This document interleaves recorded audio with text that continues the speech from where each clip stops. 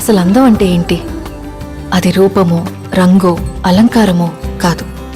ఏ ఒక్కరి జడ్జ్మెంటో, అభిప్రాయమో కాదు. ఒక కవి వర్ణనో, చిత్రకారుడి బొమ్మో కాదు. మరేంటది?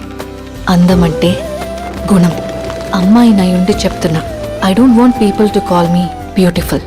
దాని బదులు నీది కష్టపడే తత్వం, నీలో కరుణ ఉంది, నీకు ధైర్యం ఎక్కువ, నువ్వు తెలివైన దానివంటే నాకు సంతోషం.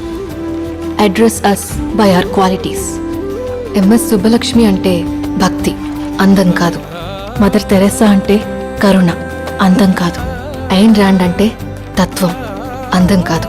సరస్వతి అంటే విద్య, దుర్గా అంటే ధైర్యం, గౌరీ అంటే తపస్సు, లక్ష్మి అంటే శుభం. ఇలా ఏ దేవతనైనా ఆమె క్వాలిటీస్ కోసమే పూజిస్తారు, ఆమె అందం కోసం కాదు. నీ గుణాలే నీ సంతకమవుతాయి, నీ అందం కాదు. అందుకు